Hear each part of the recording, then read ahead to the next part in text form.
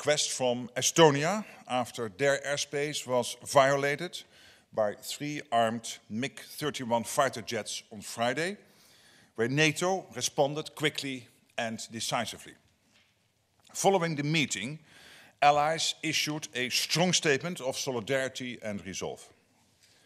They condemned Russia's reckless actions, which are escalatory, risk miscalculation, and endanger lives.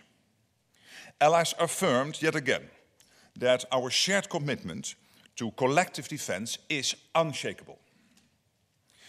We do not want to see a continuation of this dangerous pattern by Russia, intentional or not, but we stand ready and willing to continue to defend every inch of Allied territory. Our posture on land, at sea, and in the air is serving us well. Our pilots are doing precisely what they are trained to do when there is a potential risk of incursion. This is what we plan for, what we train for, and it works. General Krinkevich, NATO's Supreme Allied Commander, has the tools and authorities he needs to ensure our defense. And Eastern Sentry, which he and I launched earlier this month, adds further strength and flexibility to our posture along our eastern flank, and anywhere else we might need it. Allies also continue to exercise to ensure that we are ready for whatever threats we might face. Even now, the largest aircraft carrier in the world, the USS Gerald R. Ford, is in the neighborhood and exercising with allies across the continent, reinforcing our ability to operate together across domains and over distances. This long-planned defensive exercise, unrelated to current events, is highly relevant to our availability and ability to do what NATO was founded for, to deter and defend. This is what we will continue to do, with calm determination. And with that, I have time for a few questions. All right, let's start with AFP here in the second row. Secretary General Olivier Beau from AFP, Agence France-Presse. Good afternoon. Good afternoon. After what you said and after reading the statement issued by NATO today, does that mean that NATO is going now to shoot any manned or unmanned Russian aircraft which violates the alliance airspace? Will it be enough to deter Russia? I mean, the statement you just made, do you think it will be enough to deter Russia after this pattern we all see after 3 incidents? Well, the decisions on whether to engage intruding aircraft, such as firing upon them, are of course taken in real time, are always based on available intelligence regarding the threat posed by the aircraft, including questions we have to answer like intent, armament, and potential risk to Allied forces, civilians or infrastructure. And as I said, SACEUR, our Supreme Allied Commander, has the overall prerogative and responsibility and also all the possibilities. In the latest airspace violation we discussed today in Estonia, NATO forces promptly intercepted and escorted the aircraft without escalation, as no immediate threat was assessed. All right, fourth row, all the way on the end. Thank you. Mr. Secretary General, you mentioned in your statement pilots can act in case of a potential risk of incursion. So not in case of an incursion, but a potential incursion. What do you mean? What I'm saying is that our military system works like this, that we will always assess the dangers, whether it is a direct threat to our overall defense, our posture, and that we will always act accordingly. But in this case, there was no immediate threat assessed. So what happened is that Swedish, Finnish, and Italian aircraft were active to make sure that these 3 MiGs were moved out of Estonian airspace. We'll come to the center here in the second row. Hello, Joachim Clementi from Estonian Public Broadcasting. My question is, aren't we fundamentally addressing the wrong issue? As you said yourself, that in both cases, in Poland and in Estonia, NATO's air defense was effective, everything worked according to plan. So why, in terms of Eastern Century, are we then talking about strengthening our air defense? Isn't the fundamental question about why Russia even dares to, whether intentionally or not, to breach our airspace? Shouldn't we be moving assets to the eastern flank which pose a credible threat to Russia? I mean, we're a defensive alliance, but for deterrence to work, they have to believe that if they cross a line, we will also counterattack.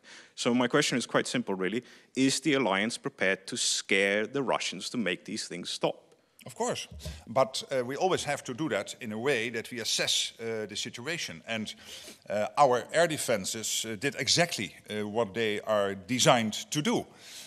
Both in the case of Poland with the drones, as in the case of your country, Estonia, with these 3 MiGs. We reacted quickly and decisively. We brought together, as I said in my statement, about 10 days ago now, Eastern Sentry, which will help to basically strengthen even further our deterrence and defense on the eastern flank and also in other parts of NATO territory where necessary. And of course, as we also said in the presser here about 10 days ago, we are constantly learning and adapting our technology and our tactics based on the evolving threat landscape. And that includes drones. So one of the reasons why we launched Eastern Sentry is to make sure that these latest drone technologies and that long term it is not sustainable to take down a, let's say, 1,000 or 2,000 costing drone by a 500,000 or $1 million costing missile, so that you need your drone interceptors also at the level we want it to be, is part of Eastern Sentry. And we're working very hard to make sure that also there we learn from, for example, Ukraine through JTAC, based in Poland. That is the joint NATO-Ukraine organization where we basically capture all the lessons from the war in Ukraine, but also through Pierre von Jay, who is leading our Supreme Allied Command transformation. And he works very well together and closely together with our Supreme Allied Commander Europe, General Krinkovic, to make sure that not only do we have the deterrence and defense on the eastern flank, but we also implement as quickly as possible these latest drone technologies. All right, on the right behind the cameras, please. Thank you. Ansgar Hase, German press agency, DPA. Secretary General, I'm here. Hello. How do you assess the influence of previous events, such as the destruction of the Nord Stream pipelines, on NATO's current decision-making? Would it be, in your view, easier to respond more decisively if events like this had not happened? Thank you. I don't understand the question, because when it comes, of course, to the critical undersea infrastructure in general, we launched Baltic Sentry. And Eastern Sentry, of course, is a separate activity now, bringing together many allies, but also taking all the lessons from Baltic Sentry, which was about, after the latest events happening on the 25th of December last year, between Estonia and Finland. We brought together that activity, and why? Not only to make sure that we are able to track and trace and where necessary to intervene, but also to implement the latest technologies, including undersea drones, etc., including bringing together our best experts in both modes, so shape, but also our Allied Command transformation under the leadership of Pierre von Jay. And that's exactly what we are doing here with Eastern Sentry. So we are taking lessons from that and we are implementing this with speed. Coming over to this side, Reuters in the third row, please. Thank you, Secretary General. Andrew Gray from Reuters. Are you, as part of reviewing what happened the other day, going to look again at rules of engagement, or are you confident that they are fine as they stand? And following up a broader question, NATO, at the heart of NATO is the idea of deterrence. At the moment, it seems like deterrence is not working because Russia is undertaking these incursions. So do you need to do anything more in order to make your deterrence more credible? Well, I think what the Russians saw is that we are willing indeed to defend every inch of Allied territory. It's exactly what happened in Poland. when a Dutch F-35 shot down Russian drones. But also when it comes to Estonia, where thanks to the Finns and the Swedes and the Italians, we were able to escort these 3 MiG-31 out of Estonian airspace. And our message to the Russians is clear. We will defend every inch of LR territory. We will make sure that we can always defend and deter where necessary. We are a defensive alliance, yes, but we are not naive.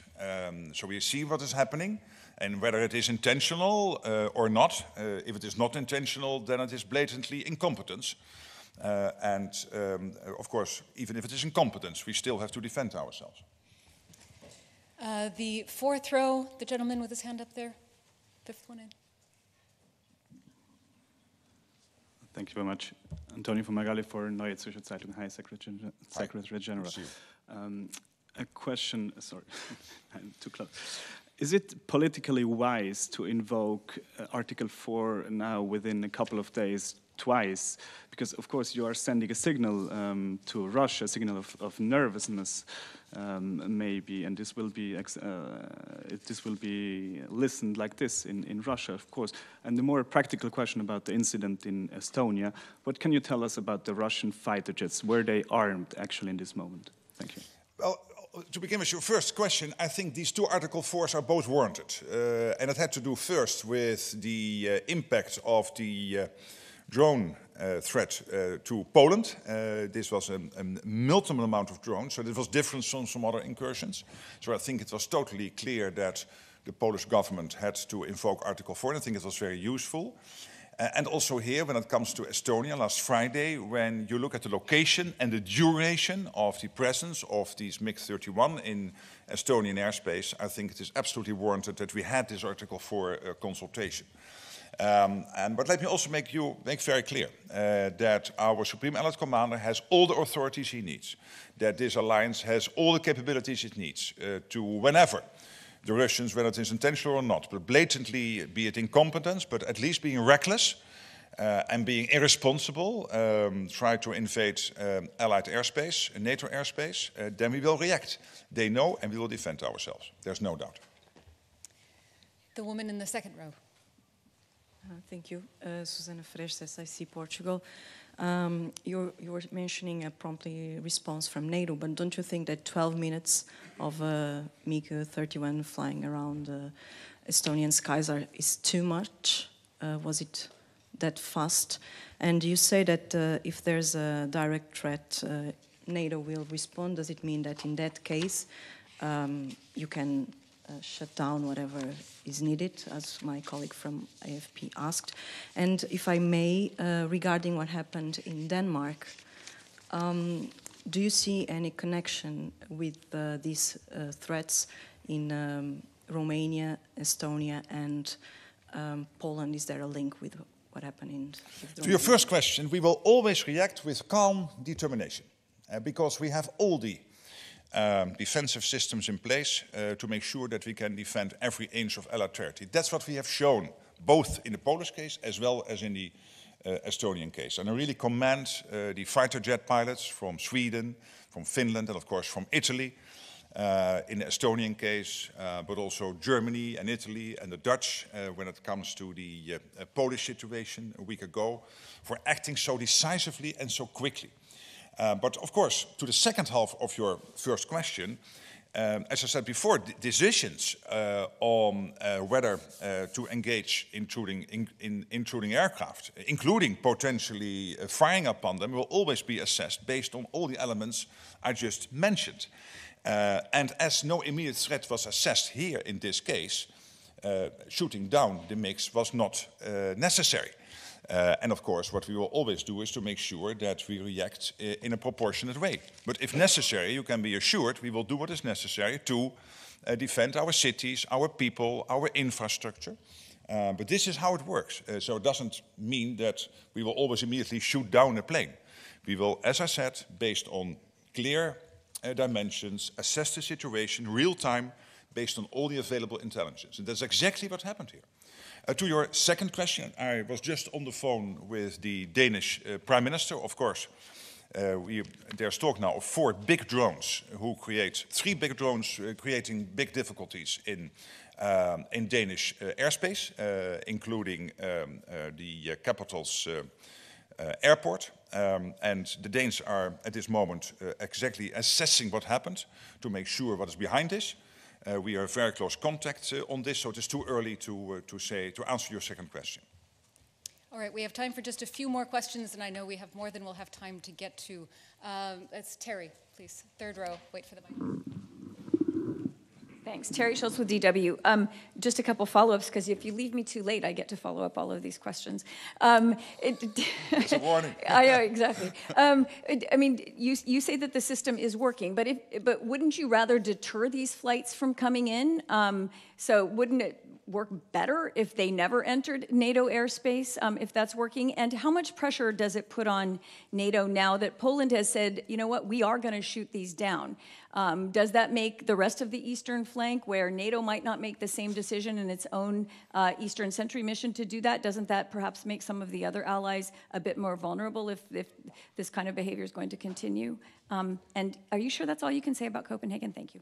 Yes, on the second question, yes. And on your first question, I listened very carefully to Donald Tusk, the Polish Prime Minister, yesterday. And I think what he said is that if necessary, yes, we will shoot down a plane. And of course, we already shot down a drone, if necessary. And this exactly comes back to what I just mentioned, that we will always assess the situation, assess the immediate threat the plane poses. And acting quickly and decisively is exactly what happened in these 2 cases. And I'm really proud of our fighter jet pilots doing this, and our commanders in contact with them, coordinating all these activities. Clearly, what the Russians are doing is not acceptable. If it is intentional or not, at least it is reckless. And it should stop, absolutely. And what they will see now, over the last couple of weeks, is that whatever happens, we are there. And it will not, as you have seen in the next statement, detract us from supporting Ukraine, if that is what they might be thinking they could achieve. I don't know what is in their minds. If it was intentional, again, we are still assessing that. We will also keep on supporting Ukraine with even more vigor and more determination. Okay, 4th row, Tomasz.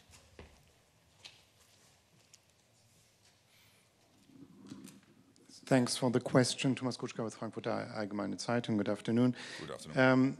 There was also Polish Foreign Minister Radosław Sikorski, who yesterday night at the UN Security Council warned Russia that Poland would shoot down any aircraft or missile entering, I quote now, our space without permission, deliberately or by mistake, which is in clear contradiction to what you just said about intentional and non-intentional patterns of behavior. Can you please clarify, does Poland have the right to do this on their own, or are they bound by common rules of engagement for all NATO allies? Thank you. I just commented on the Polish Prime Minister, and I would like to leave it at that because I cannot comment on every official in NATO territory because there are so many. Thank you so much. He didn't. By the way, Polish Prime Minister, I just checked his quotes, did not say if necessary. He just was very said clear that there may be incidents which are not clear, but he did not say if necessary. No, I'm not saying that he literally said that, but we all agree that when there is an incursion, when that takes place, we have to act decisively and quickly, exactly as we have done in the Polish case, in the Estonian case, and there have been other cases in Latvia and Lithuania, in Norway, and Finland. We always act decisively and quickly and always assess the threat levels and make sure that if there is an immediate threat, of course, we will not hesitate to do what is necessary to protect our cities, our people, our infrastructure. Okay, final question. We'll go to the end here, 4th row. Yes, hi, Karen Axelsen from Politik in Denmark. Hello. Hello. You said you didn't want to comment on the Danish incident, so let's call it the Danish-Norwegian incident. Is NATO, as you said, ready to act decisively on incidents like this, what happened in Copenhagen and in Oslo? And we're having 2 big summits next week in Copenhagen. Is it, what can we do? I mean, is a drone wall enough to deter these kind of incidents, whoever was behind it? Or do we need to step up with more action in NATO as well as EU things? Yeah, well, first of all, as I said, I spoke with the Danish Prime Minister, and of course also Denmark is still assessing what exactly happened and whether they can find out more. And of course we will help wherever we can, and all our allies will be involved in that, as is always the case when these serious incidents happen. To your more general question, also about next week's meetings in Copenhagen, I think of the European Council and of the European political community, but also more generally when it comes to defending our airspace of NATO. As I said, and I think the Estonian and Polish case are proof of this. We will act decisively and quickly. We have. The system worked. SACEUR has all the authorities he needs in a trickle-down way to make sure that the commanders on the ground know what they need to do, and if necessary, to also take the ultimate decision, but only when there is an assessment that that is necessary. And that is what I meant with making sure that we always will work and act with calm determination. And that's what the Russians know, and the Russians know also that, if necessary, we will not hesitate. Thank you so much for coming here and for waiting a little bit longer, because the meeting was very good, but it took also a bit longer. Thank you so much. Thank you all.